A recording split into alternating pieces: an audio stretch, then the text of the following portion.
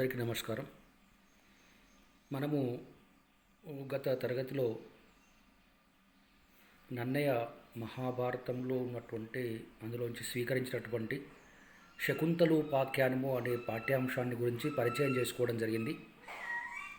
ఈ శకుంతలోపాఖ్యానము నన్నయ్య రాసినటువంటి ఆంధ్ర మహాభారతము ఆదిపర్వం నుండి స్వీకరించబడింది అని మనం చెప్పుకున్నాము. నన్నయ్య ఎందుకు మహాభారతాన్ని రచించాడు, ఎలా రచించాడు అనేటువంటి కొన్ని విషయాలు మనం ఆ తరగతిలో చర్చించాము. రాజరాజ మహీంద్రవరాన్ని పరిపాలిస్తున్నటువంటి రాజరాజ నరేంద్రుడు అనేటువంటి రాజు నన్నేను పిలిచి, నేను వివిధ భాషలలో మహాభారతాన్ని విన్నాను. నా పూర్వవంశీయుల చరిత్ర అయినటువంటి మహాభారత కథ అంటే నాకు అమితమైనటువంటి ప్రీతి. కాబట్టి తెలుగులో మనం మహాభారతాన్ని ఎందుకు అనువదించకూడదు? కాబట్టి ఓ నన్నయ్య, దీనికి నువ్వైతేనే తగినటువంటి వాడవు, కాబట్టి మహాభారత కథను తెలుగులో అనువదింపు అని చెప్పేసి ఆ అనువదించేటప్పుడు కృష్ణద్వైపాయనముని వృషభాభిహిత బద్ధ నిరూపితార్థమేర్పడ తెనుగున రచయింపుమధిక దీప్తివేయిన్ అని చెప్పగానే ఆ విన్నటువంటి నన్నయ్య అమలిన తారకాసముదయంబుల నెన్నను సర్వవేదముల యశేష సారముదంపున పొందను బుద్ధి బహువిక్రమమున దుర్గమార్త జల గౌరవ భారత భారతీ సముద్రముదరియంగనీదను విధాతృనకైన నిరబూలునే అంటూ మహాభారత కథను రాయడం అంటే ఇంత కష్టమైనటువంటి పని. ఆకాశంలో ఉన్నటువంటి నక్షత్రాలను లెక్కించడము, సముద్రమును ఈదడం లాంటిది. అయినప్పటికి కూడా విద్వజ్జనంబుల అనుమతంబుంజీసి నా నేర్చు విధంబున ఈ కావ్యంబు రచించెదన్ అని నాకు తోచిన విధంగా ఈ కావ్యాన్ని రచిస్తాను అని చెప్పాడు. ఇక్కడ మనం గమనించాల్సినటువంటి ముఖ్య అంశం ఏంటంటే, నన్నయ్య ఈ కావ్యాన్ని నేను తెలుగులో రచిస్తాను అని చెప్పుకున్నాడు, కానీ అనువదిస్తాను అని చెప్పలేదు. అంతకన్నా ముందు రాజరాజ నరేంద్రుడు కూడా తెలుగున రచయింపు మధిక దీయుక్తిమెయిన్ అని ఎప్పుడైతే అడిగాడో, నన్నయ్య కూడా నా నేర్చు విధంబున ఈ కావ్యంపు రచించదన్ అని రచిస్తాను అన్నాడు. ఇక్కడ అనువదించడానికి రచించడానికి ముఖ్యమైనటువంటి భేదం మనం గమనించినట్లయితే, అనువదించడము అంటే అనువాదం చేయడం అంటే సంస్కృతంలో ఉన్నది ఉన్నట్టుగా, పదం పదము వాక్యం వాక్యం ఉన్నది ఉన్నట్లుగా తెలుగులో అనువదిస్తే దాన్ని అనువాదం అని అంటాము. నన్నయ్య ఆ విధంగా కాకుండా సంస్కృతంలో ఉన్నటువంటి కథను తీసుకొని తెలుగు పలుకుబడులకు అనుగుణంగా, తెలుగు సంస్కృతి సంప్రదాయాలకు అనుగుణంగా తాను తెలుగులో రాయడం జరిగింది. దీన్ని మనం అనువాదం అనకుండా అనుసృజన అని అంటున్నాం.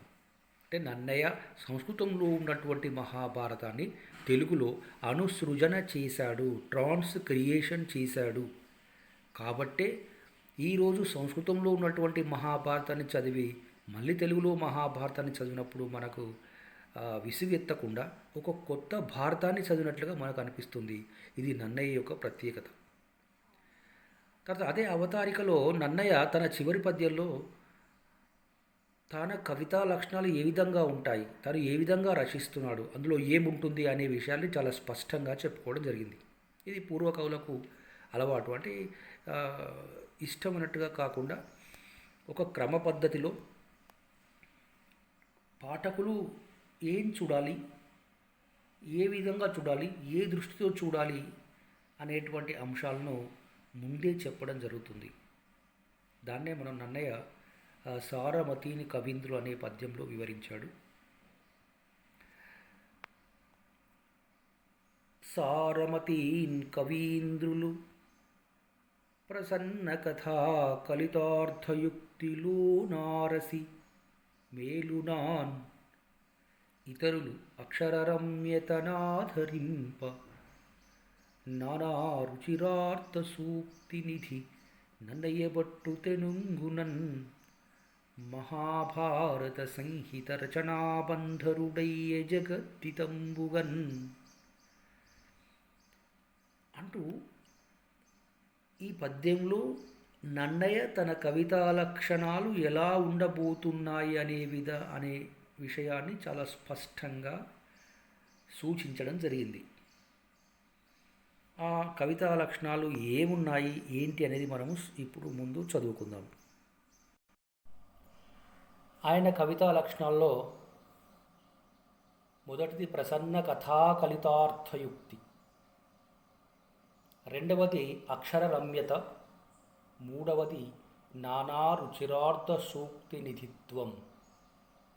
ఇక్కడ మొదటిది ప్రసన్న కథాకలితార్థయుక్తి అంటే ఇది కావ్యం అంతఃస్వరూపము, దీన్ని సారమతితో కవీంద్రులు లోనారసి తెలుసుకోవాలి అనే అంశం మనకి ఇక్కడ బోధపడుతుంది. ప్రసన్న కథా కలితార్థయుక్తి, ప్రసన్న కథా కవితార్థయుక్తి అనేటువంటి పాఠ్యాంతరం కూడా ఉంది. కలితార్థయుక్తి, కవితార్థయుక్తి. ఇక్కడ ప్రసన్న కథా కలిత అంటే ప్రసన్నమైనటువంటి కథలతో కూడుకున్నటువంటిది అనేటువంటి అర్థం స్ఫురిస్తుంది. అలాగే ప్రసన్న కథా కవితార్థయుక్తి, ప్రసన్నంతో కూడుకున్నటువంటి కథాకథన శైలి ఉన్నట్లుగా మనకు ఇందులో స్ఫురిస్తుంది. మహానుభావులు లేదా ఆ గొప్పవారైనటువంటి కవీంద్రులు సారమతితో లోన దర్శించి మెచ్చుకునే గుణాన్నే ప్రసన్న కథా కలితార్థయుక్తిగా మనం అర్థం చేసుకోవచ్చు. అంటే ప్రసన్నమైనటువంటి కథతో కూడుకున్న అర్థముల సంయోజనం. ప్రసన్నమైన కథ అనగా ప్రసాద గుణశోభితమైన కథ. ప్రసిద్ధార్థ ఈ పదప్రయోగం వలన ప్రసాద గుణం కలుగుతుంది. దాని వలన పఠిత మనస్సుకు కథ సందర్భోచితంగా కవితతో పాటు సంయోజనం చేయడం అనేటువంటిది మనకు ఇక్కడ అర్థమవుతుంది. ముఖ్యంగా మనం కవితా గుణాలను చూసినట్టయితే ప్రసాద గుణము, మాధుర్య గుణము, ఓజో గుణము అని 3 లక్షణాలు మనకు కవితా లక్షణాల్లో కనిపిస్తూ ఉంటాయి. ప్రసాద గుణము, ప్రసాదము అంటే ప్రసిద్ధములైన సులువుగా అర్థం చేసుకునే విధంగా దోహదం చేసే పదాలను ప్రయోగిస్తే దాన్ని ప్రసాద గుణం అని అంటాము. మాధుర్యము అంటే చక్కని విడివిడి పదాలతో విలసిల్లు వాక్యమును మాధుర్యము అని అంటాము. ఓజస్సు అంటే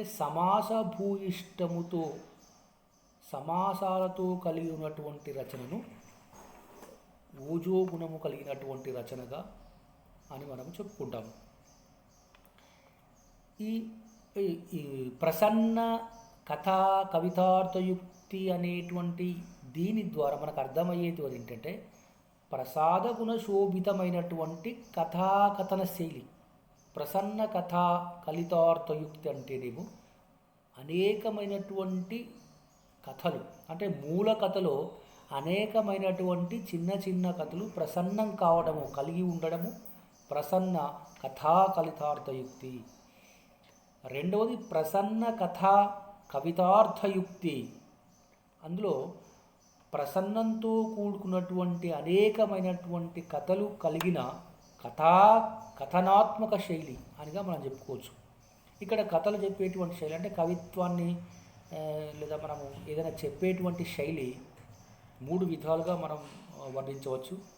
అందులో ఒకటి కథాకథన శైలి, రెండవది వర్ణనాత్మక శైలి, మూడవది నాటకీయ శైలి. కథాకథన శైలి అంటే నెరేటివ్, వర్ణనాత్మక డిస్క్రిప్టివ్ అండ్ డ్రామాటిక్ అంటే నాటకీయ పద్ధతి. ఇక్కడ మనము ముఖ్యంగా నన్నయ్యలో కథాకథన శైలిని మనం చూడవచ్చు. అంటే ఆయన కథ చెప్పినటువంటి విధానం చాలా చక్కగా ఉంటుంది. అయితే ఈ మూడింట్లో అంటే కథాకథన పద్ధతి, వర్ణనాత్మక పద్ధతి, నాటకీయ పద్ధతి, ఈ 3 పద్ధతులలో ముఖ్యంగా నన్నయ్య కథాకథన పద్ధతిని ఎన్నుకున్నట్లుగా మనకు ఈ పద్యం ద్వారా మనం అర్థం చేసుకోవచ్చు. ఈ కథాకథన పద్ధతిలో అంటే ప్రధానమైనటువంటి ఒక కథను, మూల భారతంలో ఉన్నటువంటి ఒక కథను ప్రమాణంగా స్వీకరించి, ప్రమాణంగా ఎన్నుకొని దానిని సర్వాంగ సుందరంగా తీర్చిదిద్ది, దానికి ఇక్కడ ఉన్నటువంటి పరిస్థితులకు అనుగుణంగా మార్పులు చేసి, ఎక్కడైతే తెలుగులో దానిని పునర్నిర్మించాలనుకుంటాడో అక్కడ కథను పునఃసృష్టి చేసి, ఎక్కడైతే అసంబద్ధమైనటువంటి అంశాలు ఉన్నాయో వాటిని తొలగించి, మహాకవులు మెచ్చుకునే విధంగా సార్థక కథార్థాలను ప్రయోగించి కథాకథనంతో కూడుకున్నట్లుగా మనకు ఆ కథ ప్రసన్నమయ్యే విధంగా మహాశిల్పాన్ని సాధించాడు నన్నయ్య అని చెప్పేసి విశ్వనాథ సత్యనారాయణ గారు ఈ ప్రసన్న కథా కలితార్థ యుక్తి గురించి చెప్పడం జరిగింది.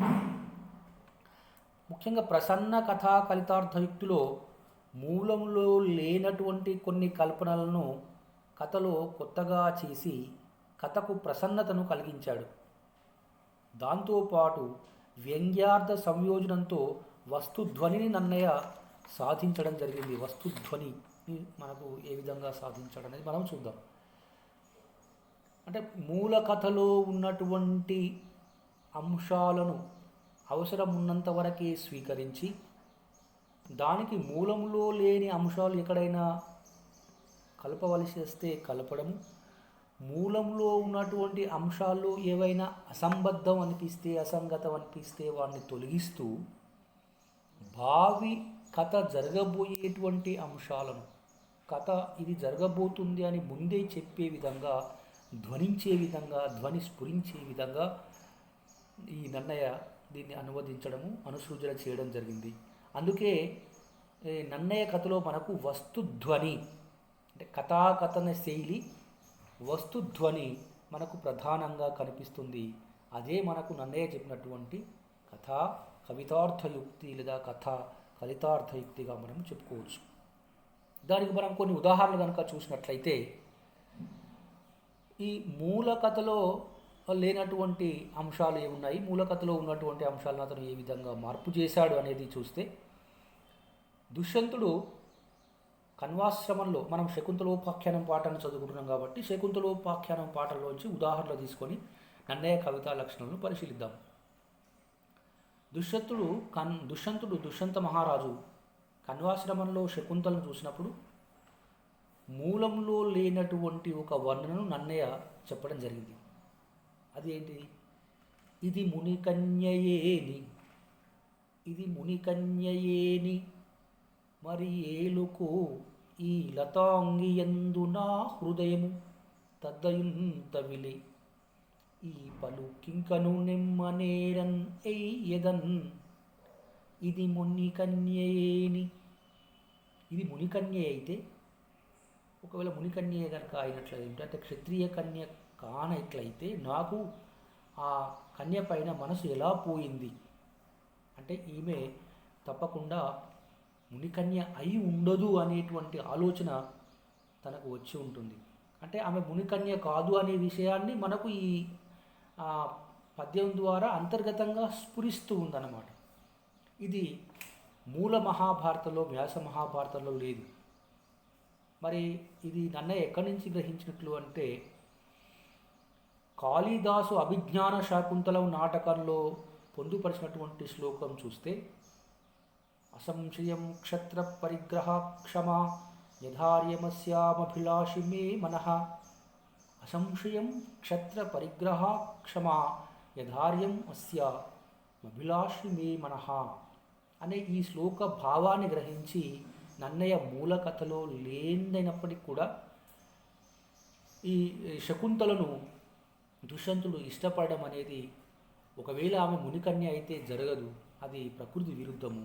కాబట్టి ఆమె మునికన్య కాదు అనే దుష్యంతునికి అర్థమయ్యే విధంగా ఆయన ఈ కథలో మనకి ఆయన చెప్పడం జరిగింది. దీన్ని బట్టి మనకు శకుంతల యొక్క స్వీయ వృత్తాంతము అర్థమవుతుందన్నమాట. ఇంకా శకుంతల నిండు సభలో భరతుణ్ణి దుష్యంతుడికి పరిచయం చేస్తున్నటువంటి సందర్భంలో ఒక దీపం వలన మరొక దీపం వెలిగి తేజస్సు వెదజల్లినట్లు ఈ పుణ్య శరీరం వలన ఈ పుత్రుడు పుట్టి ప్రకాశిస్తున్నాడు. అంటే నీకు ఏ తేజస్సు అయితే ఉందో నీ పుత్రుడు కూడా అలాంటి తేజస్సే ఉంది, కాబట్టి ఈ పుత్రుడు నీ పుత్రుడు అని పేర్కొంటుంది. ఇది కూడా మూల మహాభారతంలో, వ్యాస మహాభారతంలో లేదు. మరి అదెక్కడి నుంచి స్వీకరించినట్టు అంటే కాళిదాసు రచించినట్టు రఘువంశం కావ్యంలో ప్రవర్తితో దీప ఇవ ప్రతీపాత్ అనే ఉపమానము నన్నయ్యకు మూల కారణమైనట్లుగా మనం చెప్పుకోవచ్చు. అంటే పుత్రుని ప్రాధాన్యం చెప్తూ వంశకర్తగా మహాభారతంలో వెలుగబోయేటువంటి భరతుని తేజస్సుని నన్నయ్య ఇక్కడ వ్యంగ్యంగా, అంటే అర్థం కాని విజయంగా దాని యొక్క అర్థం స్ఫురించే విధంగా ధ్వనింపజేశాడు. ఇది నన్నయ్య యొక్క ప్రత్యేకత. నన్నయ్య ఇంకా దుష్యంతుని యొక్క గొప్పదనాన్ని వర్ణిస్తూ, అంటే దుష్యంతుడు ఒక గొప్ప రాజు, అతని కుమారుడైనటువంటి భరతుడు కూడా ఒక గొప్ప రాజు. కాబట్టి భరతుడు ఈ భరత వంశాన్ని ఏలపోయేటువంటి పేరు ప్రఖ్యాతులు తీసుకొచ్చేటువంటి గొప్ప రాజు. కాబట్టి అంత గొప్ప వంశంలో జన్మించినటువంటి వాడు అయి ఉండాలనేటువంటి అంశము తెలియవచ్చే విధంగా దుష్యంతుని యొక్క బాల్యము, యవ్వనము, రాజ్యపాలన అదంతా కూడా వర్ణించాడు. బాల్యంలో దుష్యంతుడు సింహ శార్దూలాలు, శరభాది క్రూర ముగాలు, లేడి పిల్లలను పట్టి ఆడించేవాడని, యవ్వనంలో పర్వతాలను పెరిగి పర్వతాల మీద వేచే గర్వాన్ని ప్రదర్శించేవాడు. రాజ్యపాలనలోనూ భూవలయాన్ని ఆక్రమించి అరణ్య ప్రాంతాలను జయించినట్లుగా అతని యొక్క గొప్పతనాన్ని, అతని యొక్క ధర్మపాలనా విధానాన్ని నన్నయ్య, అంటే అతని యొక్క బల పరాక్రమాన్ని నన్నయ్య ఇందులో వర్ణించడము జరిగింది. అదేవిధంగా నన్నయ్య వర్ణించినటువంటి దుష్యంతుడు ఎంతటి బలవంతుడు, అతని పుత్రుడైనటువంటి భరతుడు కూడా అంతటి బలవంతుడే అని చెప్పేటువంటి ఆ ధ్వని మనకు ఇందులో స్ఫురిస్తుంది. ఇది నన్నయ్య యొక్క గొప్పతనం.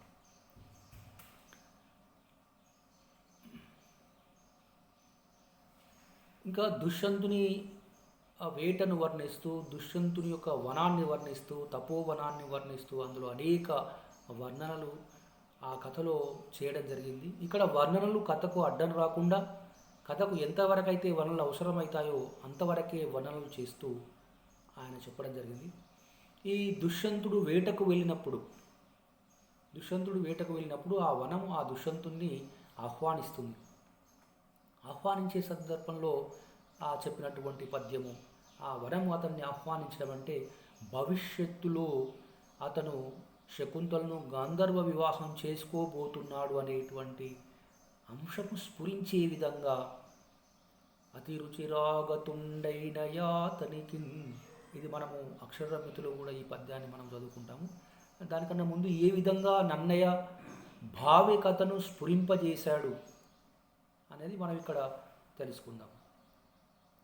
అతి రుచిరాగతుండైన యాతనికి హృదయ ప్రమోదమాతతముగ నవ్వనంబున లతాలలనల్ మృదులా నిలాపవర్జిత కుసుమాక్షతావలు సీసలు వెట్టిన ఎట్టిరైరి సంపతదలిని నినాద మృదు భాషల దీవెనలుప్పనిచ్చుచున్ అతిరుచిరాగతుండైన యాతనికి హృదయ ప్రమోదమాతతముగ నవ్వనంబున లతాలలనల్ మృదులా నిలాపవర్జిత కుసుమాక్షతావలు సీసలు వెట్టిన ఎట్టిరైరి.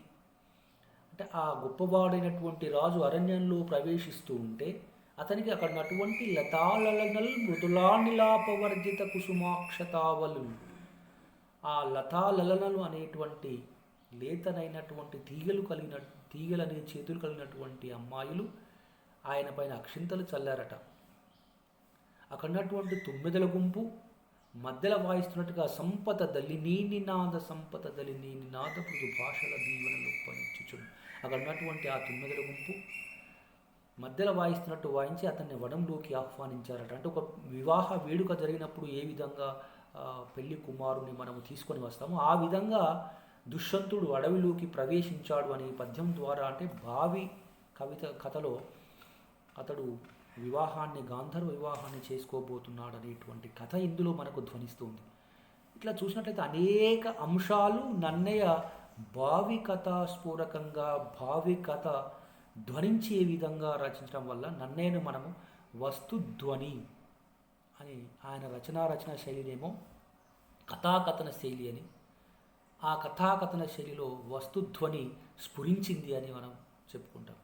ఇంకా ఈ వనాన్ని వర్ణిస్తూ ఉన్నప్పుడు ఆ వనంలో ఉన్నటువంటి అనేక జంతువులు, అక్కడున్నటువంటి పులులు, సింహాలు, ఏనుగులు, జింక పిల్లలు అన్నీ వైరిని మాని, అంటే శత్రుత్వం లేకుండా కలిసిమెలిసి ఆ వనంలో జీవిస్తున్నాయి కణ్వ మహర్షి ఆశ్రమంలో. అంటే అక్కడంతా శాంతి నెలకొని ఉంది. కాబట్టి అలాంటి శాంతి నెలకొని ఉన్నటువంటి ప్రాంతం నుండి వచ్చినటువంటి ఒక రాజు కనుక దేశాన్ని పరిపాలించినట్లయితే ప్రజల్లో శాంతులు విరజిల్లుతాయి అనే అర్థం మనకి ఇందులో కలుగుతుంది. అలాంటి ప్రదేశం నుంచి వచ్చినటువంటి వాడే, అలాంటి ప్రాంతంలో పెరిగినటువంటి వాడే, అలాంటి లక్షణాలను, శాంతి గుణాన్ని తనలో నింపుకున్నటువంటి వాడే భరతుడు. ఆ గుణాన్ని నింపినటువంటి వాడు కణ్వ మహర్షి. కాబట్టి కణ్వ మహర్షి ఆశ్రమంలో ఉన్నటువంటి అక్కడున్నటువంటి వైరి విరుద్ధత, అక్కడున్నటువంటి విరుద్ధమైనటువంటి జంతువుల స్నేహం కూడా భావి కథాస్ఫూరకంగా మనకు కథాకథన శైలిలో కథన శైలిలో ప్రసన్నమవుతూ ఉంది, కనిపిస్తూ ఉంది. ఇట్లా అనేక వర్ణనలు. అదేవిధంగా ఈ శకుంతల దుష్యంతుల కథ ఆధారంగా మనం ఏం నేర్చుకుంటాము? ఈ కథను మనం ఎందుకు చదువుకోవాలి? ఈ కథలో ఉన్నటువంటి అంతరార్థం ఏంటి?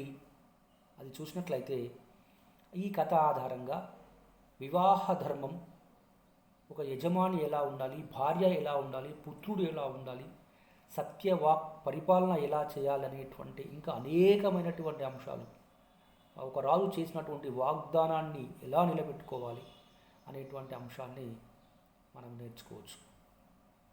శకుంతల రాజ్యసభలో చెప్తూ దుష్యంతుడు సత్యవాక్ పరిపాలన చేయలేదు, అంటే దుష్యంతుడు ఏదైతే శకుంతలకు మాట ఇచ్చాడో తనను వివాహం చేసుకుంటానని చెప్పేసి, తాను ఇప్పుడు గాంధర్వ వివాహం ఆడుతున్నాను, తర్వాత బలగంతో వచ్చి రాజ్యం తీసుకెళ్ళి వివాహం చేసుకొని జన్మించేటువంటి పుత్రునికి యువరాజ పట్టాభిషేకం చేస్తానని చెప్పేసి ఏదైతే వాగ్దానం చేశాడో ఆ వాగ్దానాన్ని నిలబెట్టుకోకపోవడం వలన శకుంతల దుష్యంతుణ్ణి ఆ సభలో నిందించడం జరుగుతుంది. సభలో నిందించడం అంటే సభలో ఆమె అడగడం జరుగుతుంది, నిలదీయడం జరుగుతుంది.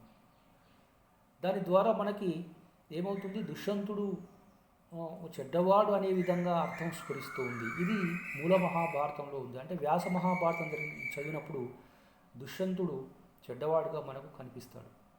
కానీ అంటే చెడ్డవాడు అంటే సత్యవాక్ పరిపాలన చేయనటువంటి వాడు, తన యొక్క వాగ్దానాన్ని నిలబెట్టుకోనటువంటి వాడుగా మనకు స్ఫురిస్తాడు.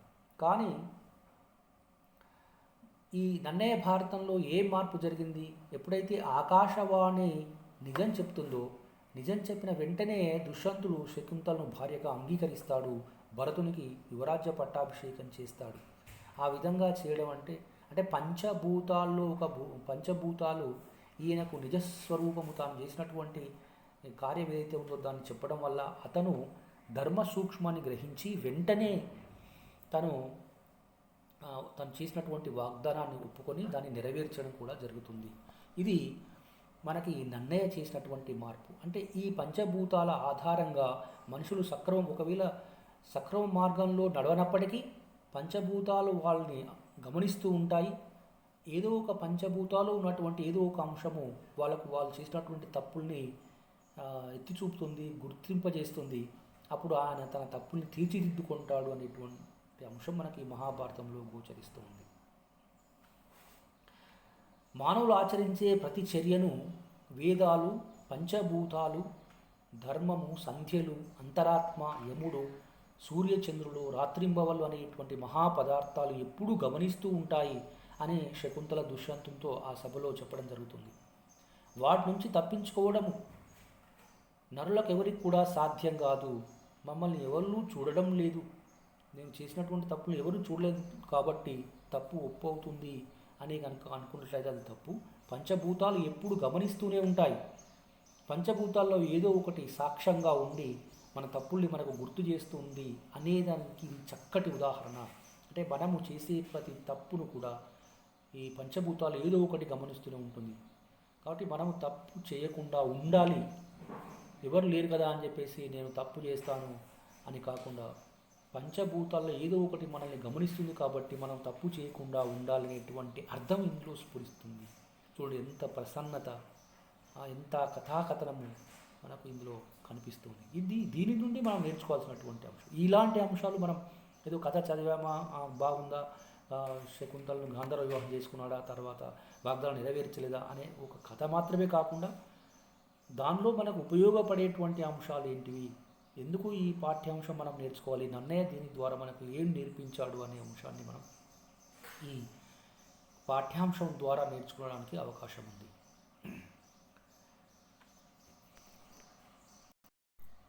ఈ భావికథ స్ఫురకంగా చెప్పేటువంటి ఇంకొక అంశాన్ని కనుక మనం గమనించినట్లయితే, శకుంతల తన వలె తన సంతానం కన్నతండ్రి లేక లేదా తల్లిదండ్రుల చేత పరిత్యజించబడకూడదు అని ముందు జాగ్రత్తలు తీసుకున్నట్లు మనకు ఎక్కడ కనిపించలేదు. కానీ అంతర్గతంగా అందులో మనకు మనకు గోచరిస్తూ ఉంటుంది. కణ్వ మహర్షి శకుంతలకు పుత్రుడు పుట్టే తనకు వంశకర్త కాగలడని కూడా వరం ఇచ్చాడు.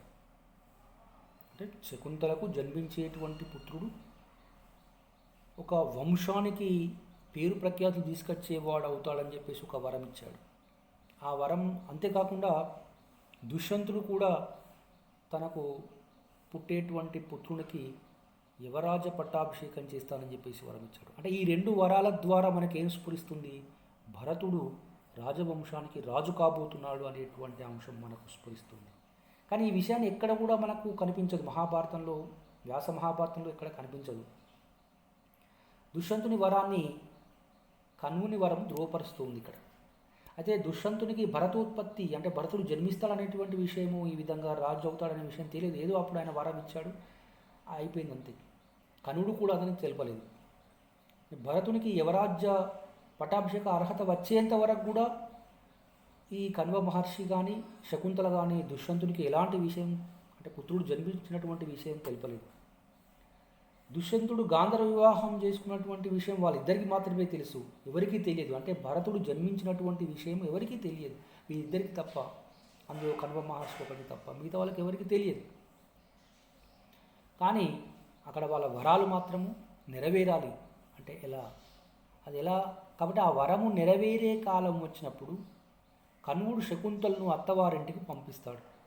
అమ్మ, నీ కుమారుడు పెద్దవాడయ్యాడు, నువ్వు ఇక్కడ ఉండడం అంత మంచిది కాదు, కాబట్టి నువ్వు నీ భర్త దగ్గరికి వెళ్ళి కాపురం చేయాలని చెప్పేసి తను పంపించడం జరుగుతుంది. ఇందులో కూతురి కాపురమా ముఖ్యం, లేదా దుష్యంతుడు ఇచ్చినటువంటి వరము, లేదా అంతకుముందు కణ్వ మహర్షి ఇచ్చినటువంటి వరము నెరవేర్చడం ముఖ్యమా అని చూసినట్లయితే ఇక్కడ కణ్వ మహర్షి ఇచ్చినటువంటి వరమే ప్రధాన పాత్ర పోషిస్తూ ఉంటుంది, లేదా ఒకదానిపై ఒకటి ఆధారపడి ఉంటుంది. అంటే ఇన్ని విషయాలు అంటే మరి అలా కాపురానికి పంపించేటువంటి దుష్యంతుడు కణ్వ మహర్షి కాపురానికి పంపించినట్లయితే పుత్రుడు జన్మించినప్పుడే కాపురానికి పంపించాలి.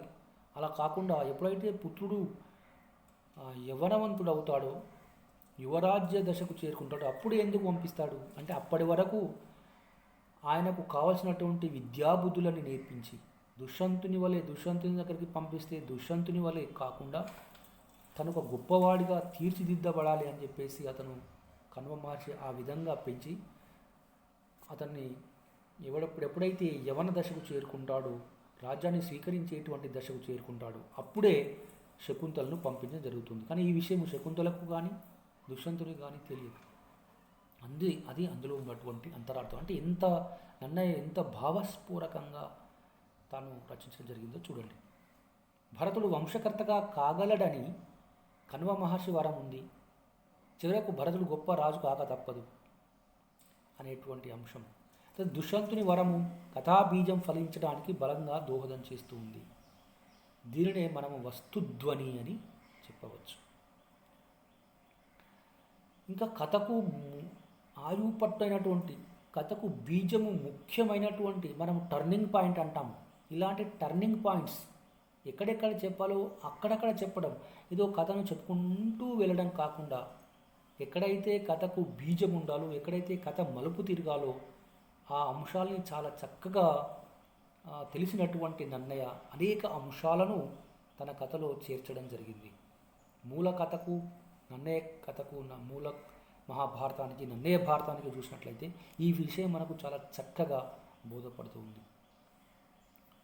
ఉదాహరణ చూసినట్లయితే శకుంతల రాజ్యసభ నుండి నిరాశతో తిరిగిపోతూ, అంటే ఎప్పుడైతే ఆ దుష్యంతుడు తనను స్వీకరించలేదో అప్పుడు ఆమె వెనుదిరిగిపోతూ, ఇక దైవంబై కాని ఎండు శరణంబు లేదని భావించినట్లు నన్నయ్య చెప్పాడు. ఇక దేవుడే నన్ను రక్షించాలని చెప్పాడు నన్నయ్య.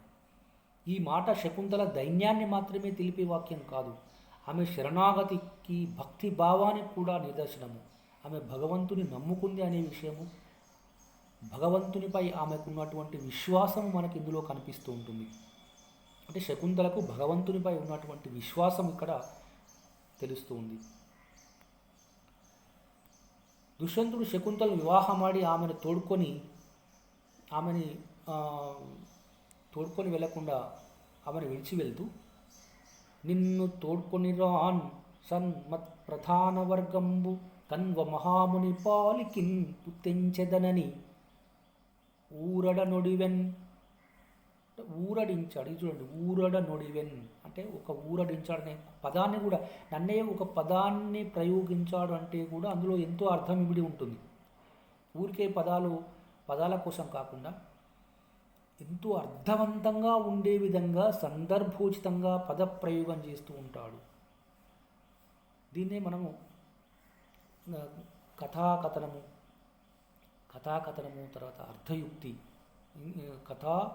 కవితార్థయుక్తి అంటే అర్థయుక్తిని కలిగించే విధంగా ఒక పదం ద్వారా ఎంతో అర్థాన్ని మనం అర్థం చేసుకోవచ్చు. ఇక్కడ ఊరడ నొడివెన్ అంటే గాంధర్వ వివాహం అయిన తర్వాత, ఇప్పుడు నేను నిన్ను తీసుకొని వెళ్తే బాగుండదు, నేను రాజ్యానికి వెళ్ళిన తర్వాత మా ఘనం చేత వచ్చి నిన్ను ఘనంగా తీసుకువెళ్తానని చెప్పేసి ఊరడ నొడివాడు అంటే ఊరడించాడు అని చెప్పాడన్న. ఈ మాటలో ఊరడ నొడవడం అంటే చెప్పడం, ఊరడ నొడివి అంటే ఊరడించి చెప్పాడు అనే ఈ పదప్రయోగము చాలా సమర్థవంతమైనటువంటిది, చాలా సార్థకమైనటువంటిది. ఎలా? శకుంతల ఊరట పొందేటట్లుగా బుజ్జగించి అని ఒక అర్థాన్ని ఇస్తుంది.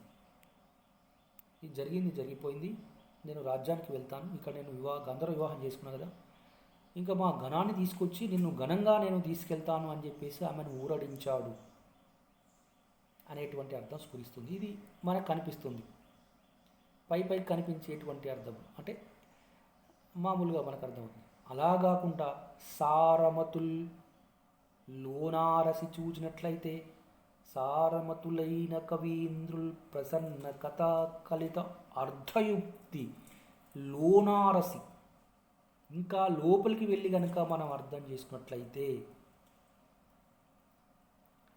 ఇంకొక అర్థం స్ఫురిస్తుంది. ఏ విధంగా? నిన్ను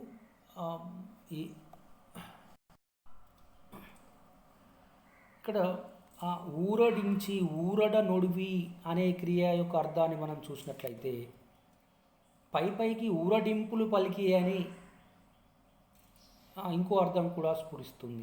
అంటే శకుంతలని ఊరడించడం అనేటువంటి ఒక అర్థం స్ఫురిస్తే, ఇంకా లోపలికి వెళ్ళి ఇంకా అర్థం చేసుకొని చూస్తే ఇది ఆమెను అప్పటికప్పుడు సంతోషపరచడం, అప్పటికప్పుడు ఆమెని శాంతురాలుగా చేయడము, అప్పటికప్పటికి పైకి ఊరడించినట్లు చేయడం అనేటువంటి ఇంకో అర్థం కూడా స్ఫురిస్తుంది. మొదటి అర్థం సామాన్యమైతే రెండో అర్థం భావి కథా వ్యంజనము, భావి కథార్థాన్ని సూచించేది. భావి కథార్థం అంటే ఎలా? దుష్యంతుని యొక్క మనస్సును ప్రసన్నం చేస్తూ ఉంది, దుష్యంతుని యొక్క ఆలోచన విధానాన్ని ప్రసన్నం చేస్తూ ఉంది. ఏదో ఆమెను ఊరడించి వెళ్ళాడు అంటే తన మనసులో ఏమనుకుంటున్నాడో అది చేస్తూ ఉన్నాడు. ఇక్కడ రెండు అంశాలు మనకు దోహదపడుతున్నాయి. మామూలుగా చూస్తే ఆమెను ఊరడించాడు అనేది, శకుంతల ఊరడిల్లింది అనేది ఒక అర్థం ఇస్తే, తాను ఆమెకు ఏదో నచ్చజెప్పేసి వెళ్ళిపోయాడు, ఇక మళ్ళీ రాడు అనే విషయం తనకు తెలుసు. అంటే శకుంతలను ఒక విధంగా మోసం చేస్తున్నాడు అనేటువంటి అంశము ఇక్కడ మనకి స్ఫురిస్తుంది. ఈ విధంగా ఊరడ నొడివి అనే ఒక పదాన్ని ప్రయోగించడం ద్వారా నన్నయ్య ఇంత అర్థాన్ని స్ఫురింపజేశాడు. దీన్నే మనం అర్థయుక్తి అని చెప్పుకోవచ్చు. ఇంకా వ్యాస మహాభారతంలో మేనక విశ్వామిత్రుని ఆశ్రమానికి పోతూ వాయువును కూడా తన వెంట తీసుకెళ్ళినట్లు వర్ణించాడు. అంటే గాలిని తన వెంట తీసుకెళ్ళింది అని వర్ణించాడు. దానిని ఈయన కథకు అనుగుణంగా మారుస్తూ, ఊరికి గాలిని తీసుకెళ్ళిందంటే అసలు గాలిని ఎవరు తీసుకెళ్తారు, అసలు ఎందుకు తీసుకెళ్ళాలి గాలిని, సాధారణంగా మన ఇంట గాలి వస్తుంది కదా అంటే అంత అది సందర్భోచితంగా లేదు. దానికి ఎంత అర్థం కల్పించాడు చూడండి. నన్నే దానిని మంద మలయానిలయంగా మార్చి దానిని మేనక జడలోని పూల వాసనతో కలిపి ముని మీద ప్రసరింపజేశాడు. ఆ గాలిని మంద మలయానిలయంగా మార్చి అంటే శకుంతల శిఖలో ధరించినటువంటి పూల వాసనగా గాలి మారి అది విశ్వామిత్రుని పైకి వెళ్ళింది. అంటే కథకు ఎంత సంబద్ధత చేకూర్చాడు, కథకు ఉపయోగపడే గాలిని కథకు ఏ విధంగా ఎంత సమర్థంగా ఉపయోగించుకున్నాడు. అది నన్నయ్య యొక్క అర్థయుక్తి. అది మనకి ఇక్కడ అర్థమవుతుంది. అర్థయుక్తి అంటే మూలంలో కథన మాత్రంగా అతి సామాన్యంగా ఉన్నటువంటి విషయానికి నన్నయ్య ఒక విశేషాన్ని లేదా ఒక చమత్కారాన్నో ఒక అలంకారాన్నో చేర్చి ఒక అర్థాన్ని పొందే విధంగా, ఒక మంచి అర్థం స్ఫురించే విధంగా రసాస్వాదన చేస్తాడు. దాన్నే అర్థయోజనం అనే అర్థంలో అర్థయుక్తి అని చెప్పుకున్నాము. దాని చక్కటి ఉదాహరణ చెప్పాలంటే ఇంత ముందుగా మూల భారతంలో శకుంతల తన వెంట గాలిని తీసుకెళ్ళింది విశ్వామిత్రుని దగ్గరికి అనే దానిలో అంత అర్థయుక్తి లేదు. కానీ ఆ గాలిని నన్నయ్య శకుంతల తన శిఖలో ధరించినటువంటి పూల నుంచి వచ్చే సువాసనగా మార్చి అది గాలి ఏ విధంగా ఈ కథకు దోహదమైందో చెప్పడం జరిగింది. అది ఆయన యొక్క అర్థయుక్తిని సాధించాడు. ఏ విధంగా నన్నయ్య మార్పులు చేశాడు చూడండి. దీన్ని బట్టి మూల మహాభారతానికి తెలుగులో నన్నయ్య అనుసూచన చేసినటువంటి మహాభారతానికి ఎంత వ్యత్యాసం ఉందో కూడా మనము గమనించవచ్చు. తర్వాత నన్నయ్య కథాకథనానికి అడ్డు వచ్చేటువంటి అనేక వర్ణనలను కూడా కుదించాడు. ఎక్కడ ఆయన తొలగించలేదు, కానీ కుదించి అర్థవంతంగా చేయడము జరిగింది. పునరుక్తాలైనటువంటి కథాభాగాలను అనుచిత రీతిలో ఒకే దగ్గరికి తెచ్చి ఎక్కడెక్కడో ఉన్నటువంటి ఇక్కడ ఉండి ఇంకెక్కడో పునరుక్తమయ్యేటువంటి అంశాలను ఒక దగ్గరికి తీసుకొచ్చి అవసరం ఉన్నంత మేరకే ఆయన స్వీకరించడం జరిగింది. కాబట్టి కథాగమనంలో అడ్డం వచ్చేటువంటి అంశాలను ఆయన తొలగించాలంటే మార్పు చేయడం జరిగింది. కాబట్టి నన్నయ్య కథలను ప్రసన్నం చేయడానికి అనుసరించే పద్ధతులు ఇవి అని చెప్పడం ఇక్కడ మనకు తెలుస్తుంది. తర్వాత ఉపాఖ్యానములకు ప్రధాన కథతో గల సంబంధాన్ని చాలా చక్కగా వివరించాడు. ఉపాఖ్యానం అంటే ఉపకథ. ఒక పెద్ద కథ ఉన్నప్పుడు దానికి చిన్న కథ, మధ్యలో అనేక కథలు వస్తూ ఉంటాయి. మహాభారతంలో మూల మహాభారతంలో ఈ చిన్న చిన్న కథలు ఓసారి ఇక్కడ ఎందుకున్నాయో మనకు అర్థం కాకుండా ఉంటుంది. కానీ నన్నయ్య ఆ మూల కథకు మధ్యలో వచ్చేటువంటి కథలు ఆలంబనంగా ఈ కథను ఇంకా ముందుకు నడిపే విధంగా, ఈ కథ యొక్క అర్థం ఇంకా స్ఫురించే విధంగా, ఈ కథ యొక్క బలం ఇంకా పెరిగే విధంగా, కథా సారాంశము ఇంకా అర్థమయ్యే విధంగా అతను ఈ చిన్న చిన్న కథలను మధ్యలో అనుసంధానం చేయడం జరిగింది. చక్కగా అనుసంధానం వాటిలో ఉన్నటువంటి అనుబంధము చక్కగా నెరవేర్చడం జరిగింది. దాని ద్వారా అతని యొక్క కథాకథన శైలి మనకెక్కడ కూడా విసుగు చెందకుండా విన్నా కొద్దీ వినే విధంగా, అంటే వింటే భారతం విను అని సామెత ఎందుకు వచ్చిందంటే అందుకే మనం వచ్చిందని చెప్పుకోవచ్చు. గూఢములైనటువంటి కథాంశాలను, అనుచితములైన వ్యాఖ్యలను ఆయన కొంతవరకు మార్పు చేయడం జరిగింది. ఈ విధంగా నన్నయ్య ఉపాఖ్యానాలను, మహాభారతంలో అనేక ఉపాఖ్యానాలను ఒక కావ్యంగా తీర్చిదిద్దాడు. ఒక ఉపాఖ్యానంగా కాకుండా ఒక గొప్ప కావ్యంగా తీర్చిదిద్దాడు. దానికి ఈ దుష్యంతుని కథ, ఒక చక్కని ఉదాహరణ.